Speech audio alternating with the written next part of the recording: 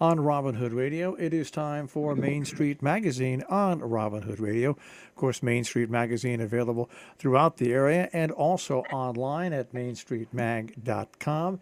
We're always greeted on this show with Thorne Christensdottir, who I guess is the founder and chief cook and bottle washer there. Thorne, happy holidays to one and all.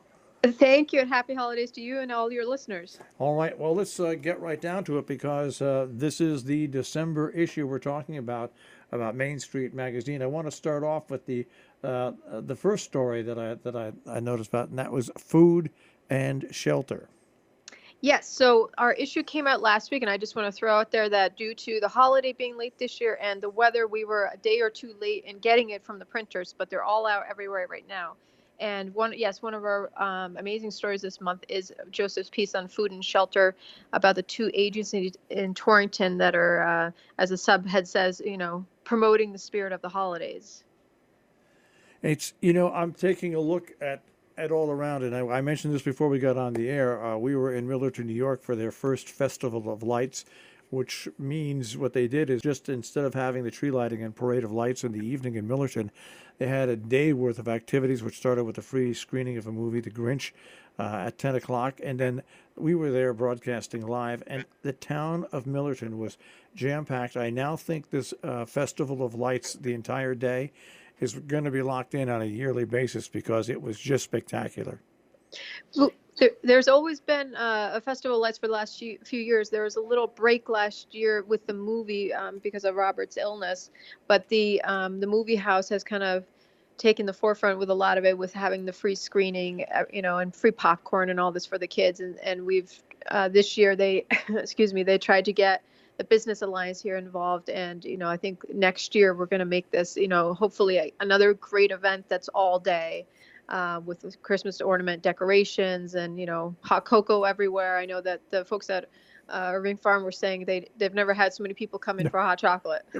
It was unbelievable. The carriage, the horse and carriage rides had just a line waiting for them, and they lasted from 12 to 2.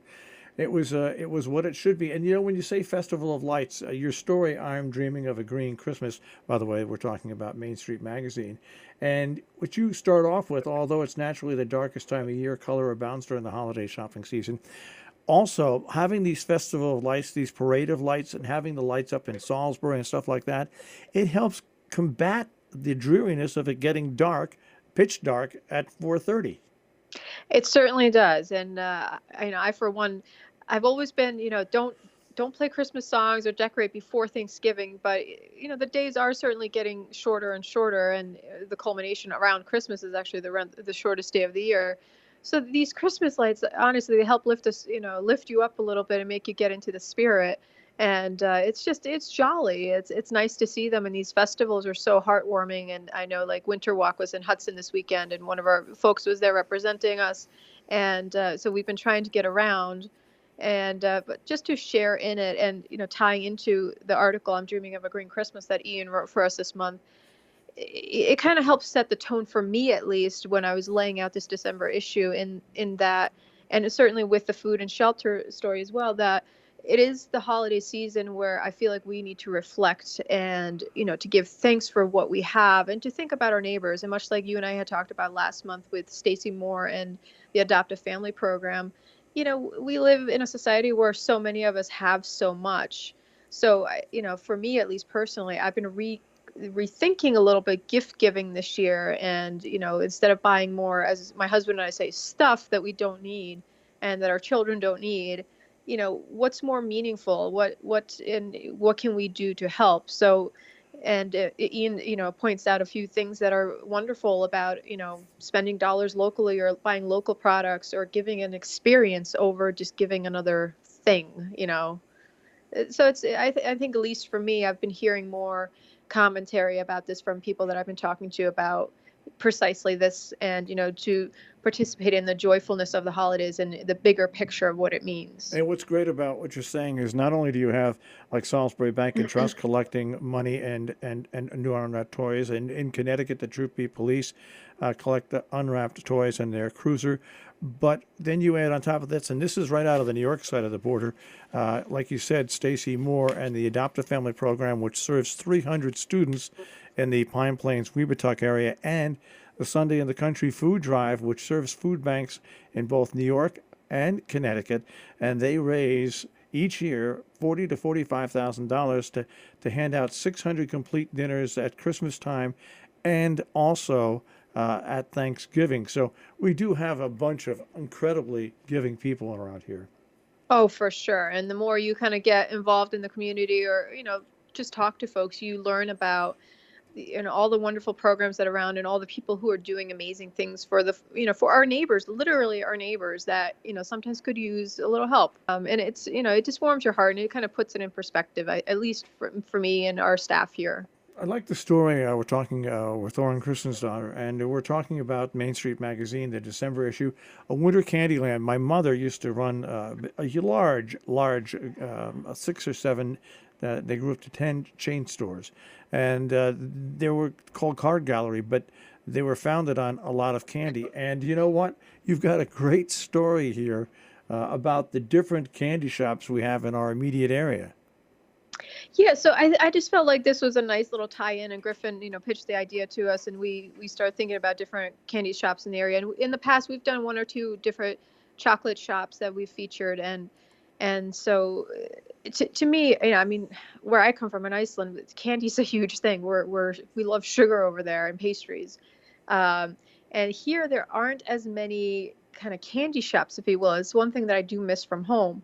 So when I find these little corner shops that have great candy, and oftentimes they make their own chocolates, such a treat, and the walking in and smelling that the sweet aroma is so it's it brings you back to childhood.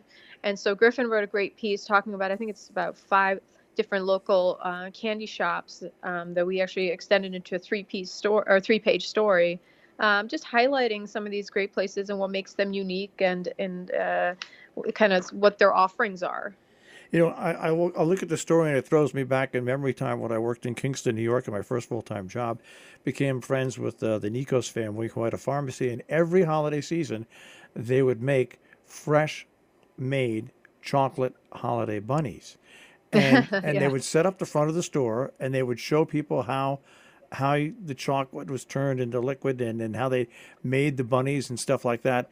And it was always a smash hit. So it's nice to get a rundown of the different candy stores that we have immediately in our area, because the candy stores are a little bit different than chocolate. They have a little bit of everything in them, Yes. and there's something, you're never too old for a piece of candy, never. Oh, never. And I will add, some of you have noticed that we're doing a little giveaway in December. But this week we're giving away through our social media, through Facebook, 2 gift cards to 2 of these featured candy shops, Samuel Sweet Shop and Robin's Candy in Great Barrington. So check out our Facebook to qualify to hopefully win those 2 gift certificates. So when they go to your Facebook page, do they just write down the memo line and register right there? What we're going to do is, and I know we're going to talk about it this end, but since we're talking about the candy, I thought I'd throw it in. I will be posting very shortly a post on both on our Instagram and Facebook promoting this week's giveaway. And what you have to do is like our page, comment, and share that post of the candy shop. And then you qualify, and on Friday at noon, we'll pick 2 winners. That sounds like a lot of fun. We run those 4 or 5 times a year here, and they're always successful. So just keep. I'll tell people, just keep checking in on your Facebook page. Yep. The information will be released. And if you don't follow it, follow the Facebook page, because when they post about it, then you'll know about it. Exactly. And we had last week we gave away a gold membership to the movie house, and we've partnered with Jam Foods and Sharon, as well as 52 Main and Peony Vodka. And all 5 weeks of December, every week we're going to be giving something away. And some of these, like the membership to the movie theater, was $175 value. that went out to Mr. Whalen last week. And so, we've got some great stuff from some amazing, amazing local businesses that decided to partner with us and just to bring joy to some folks for the holidays. There's strength in that partnership. We do that all throughout the union, all throughout the year with our different partners, like Lime Rock Park in the summer, where we offer hundreds and hundreds of dollars worth of tickets, basically for 50% off, and Yep. even some of those tickets are offered off free if you register and you can get through enough. So we do have a great business community in our area, and it looks like our business community is surviving the Amazon era, where yes, people go to Amazon, but from what I've seen, people are going to the stores that are in our area. I certainly hope so. It's brick and mortar. It's been a tough business, especially when Amazon started, as you say, growing and growing. But I feel like, a lot of people are now going back to, tangibly touching things that they're and looking at them instead of just shopping online. And I know we're all guilty of shopping online. You know, it's so easy and it literally gets, dropped at your door. So you don't have to go anywhere. And for me, like just the thought of going to larger towns to deal with all the people and stuff is crazy. So I love, being in a small town and shopping locally as much as I can as well. Let's wrap this up with a story you have called Window on the World. Yes, Mary O'Neill did a wonderful job about the Berkshire Museum and all of their offerings. And we actually communicated with the director that she interviewed there, with Craig, how do you pronounce it, Langlaws, last week, and he was so happy with the article. And I'm mentioning this because he said that the variety of offerings that they have is sometimes hard to encapsulate, but Mary did such a beautiful job in this article, and I completely agree. But just for the folks who are not aware of the museum and all the different things that they have going on, and their ever expanding shows and just things that they have on display, and there's something there for the whole family. So it's a great piece. And when I wasn't even aware of it until Mary pitched it to us and sent me the article, and as soon as I was laying it out, I was like, oh man, we have to take our kids there and go experience it for ourselves. And they've been through a transformation over the past year, which was somewhat controversial, but they've come through it, and it really is a pretty amazing place. Museums are amazing places anyway, but especially museums that are interactive and also really involve younger people, younger members of families as well. For sure. And especially after I became a mom and, found some children's museums and, started looking around at different things to engage the mind and to, teach the kids. It's so wonderful to have resources and so close by that, you can share with your kids and your whole family actually, and that finding that there's something for everyone. Well, once again, Main Street Magazine is available locally throughout the tri-state area, but also on the web, mainstreetmag.com. Also on their Facebook page. Remember, go to their Facebook page and like it, and you'll be notified when they start to post about the giveaways that they're offering out for this holiday season. Thorin, thanks for taking a few minutes and joining us once again today. Thank you so much.